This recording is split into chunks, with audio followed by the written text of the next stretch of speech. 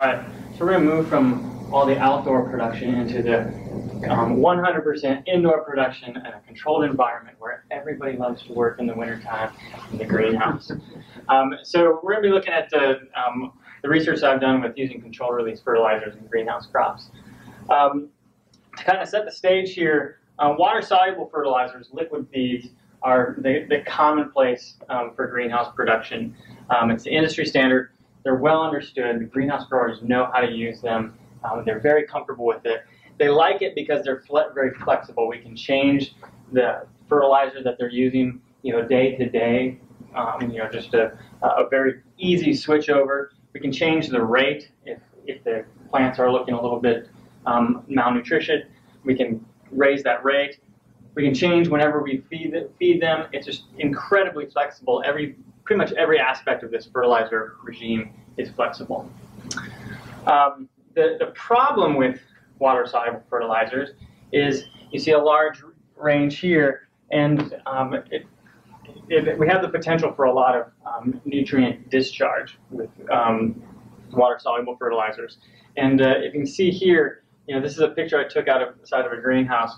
There's actually like the blue fertilizer coming out of the greenhouse. I mean, you can see it coming out. And this is a very extreme case, but it paints the picture really nice.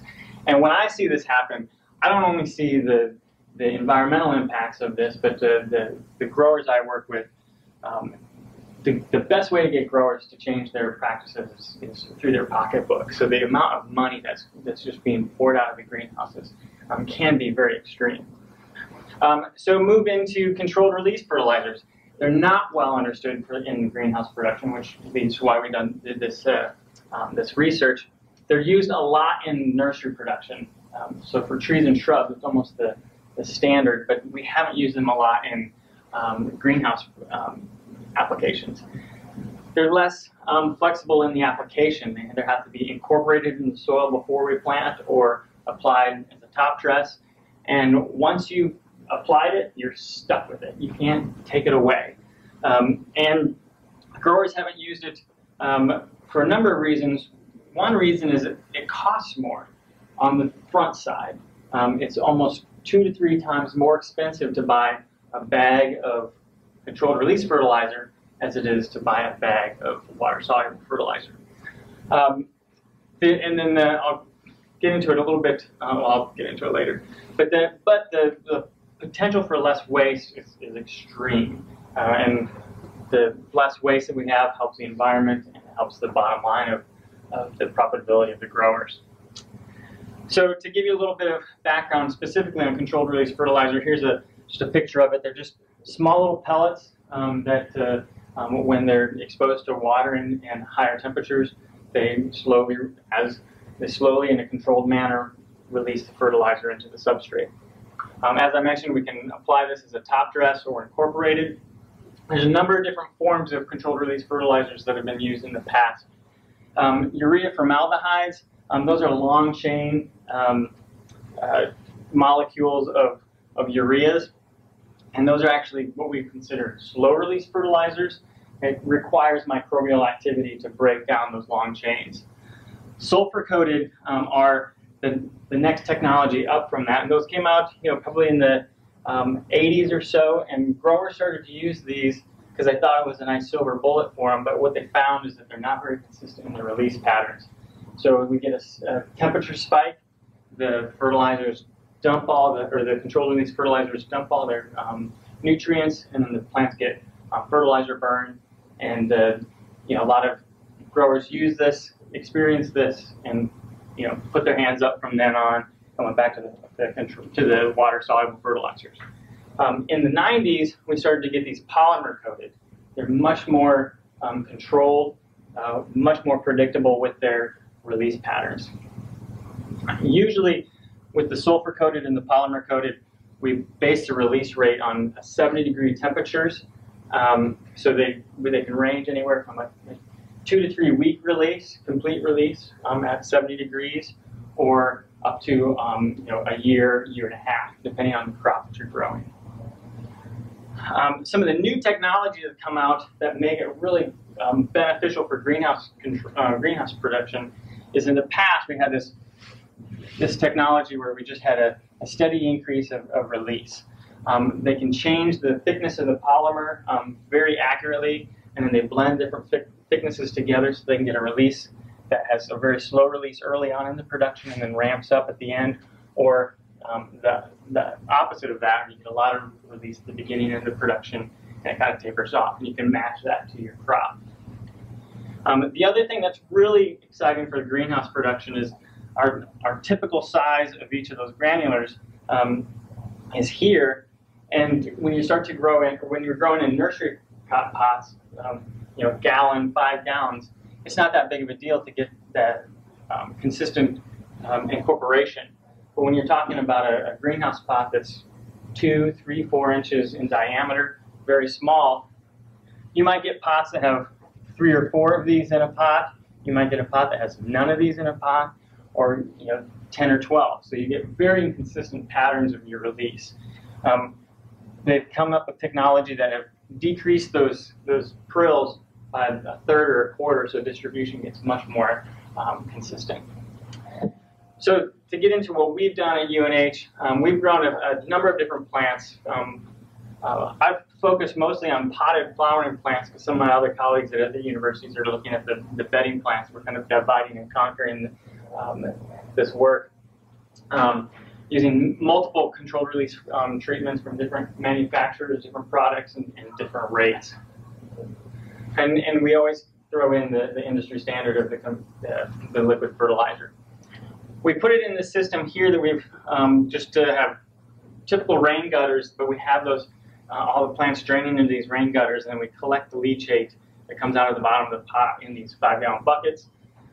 We collect that leachate every week, measure it so we know how much is coming out, and then we take a small portion of that and have it analyzed so we know how much fertilizer is coming out of the bottom of the pots. It's not being utilized by the plants for each of these treatments. We measure plant growth because that's what we're after is, is this producing crops that are marketable? And just to quickly go over this, this is with poinsettias. Our plant height was the same. The cyathea height of where the actual flower is, the yellow part of the poinsettia, was nominally different, and the average width was statistically different, but in a commercial setting, those are probably growers wouldn't really care. Same with the dry weight.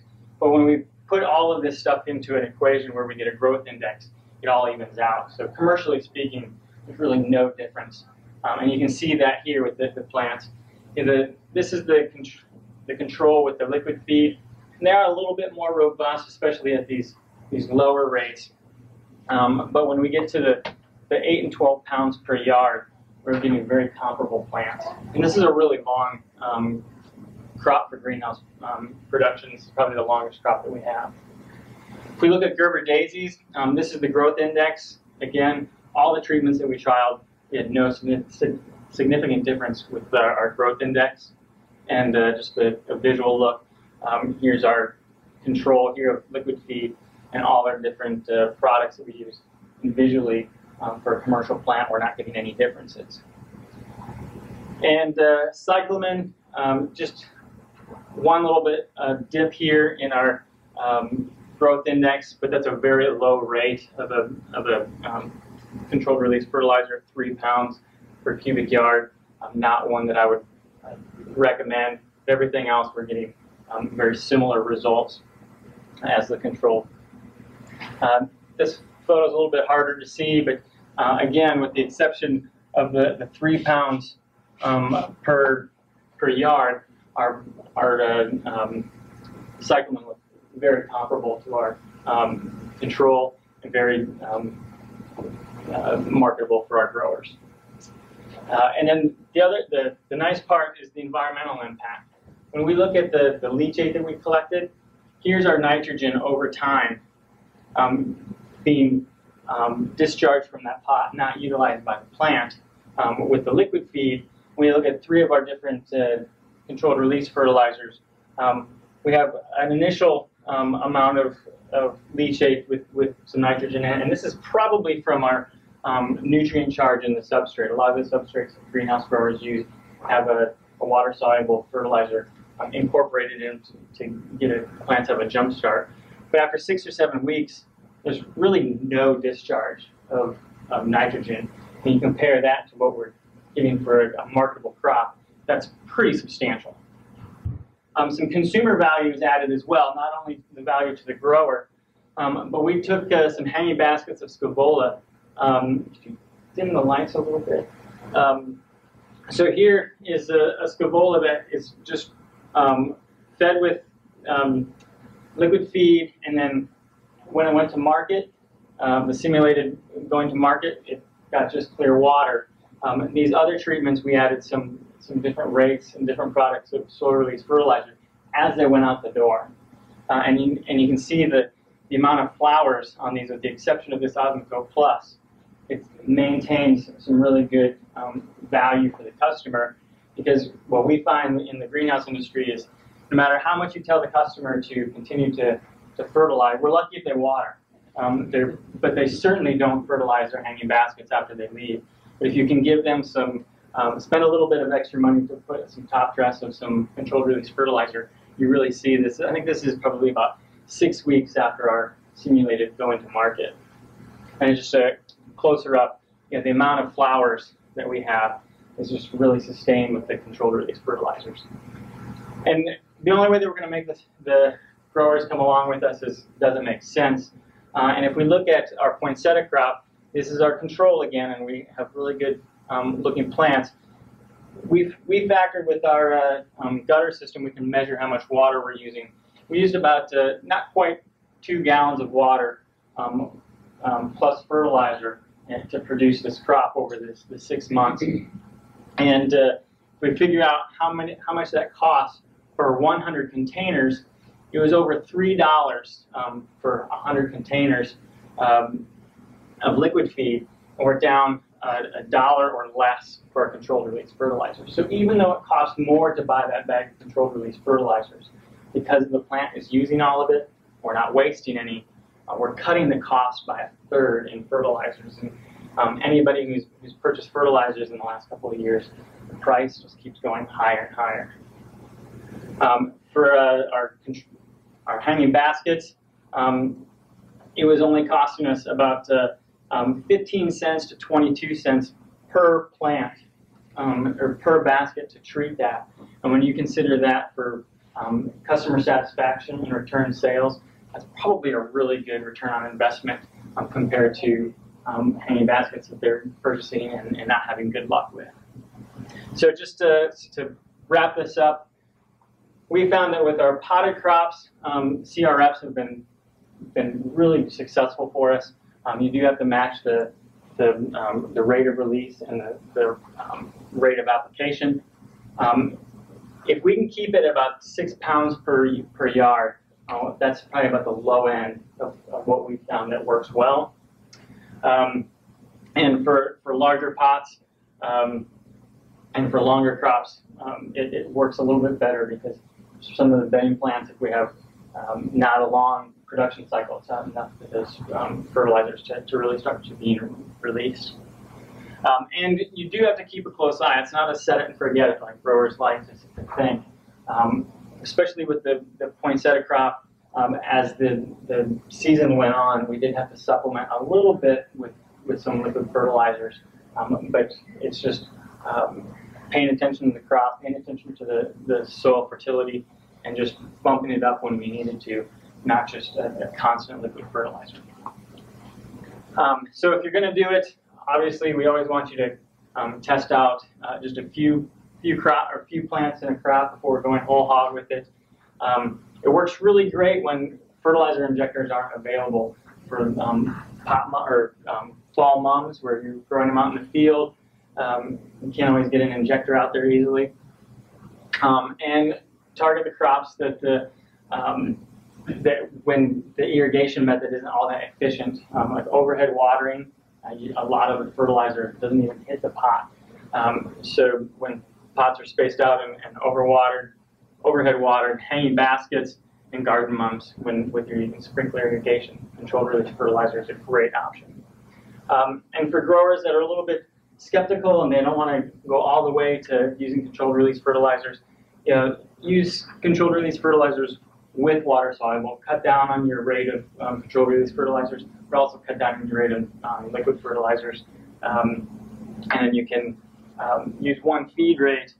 And for those heavy feeders, you can maybe add a little bit more controlled release fertilizer to just make the fertilization a little bit more manageable for growers instead of having multiple fertilizers and trying to change your injector over and over whenever you're changing crops. And it's a great insurance that your plants are getting fed. Large growers have people come in on the weekends to water that aren't their normal growers. They're not sure if they're always turning the fertilizer on with the liquid injectors. So if you've got the controlled release fertilizer in there, the plants are constantly getting their fertilizer without having to apply it again. So I'll wrap it up there. If you guys have any questions.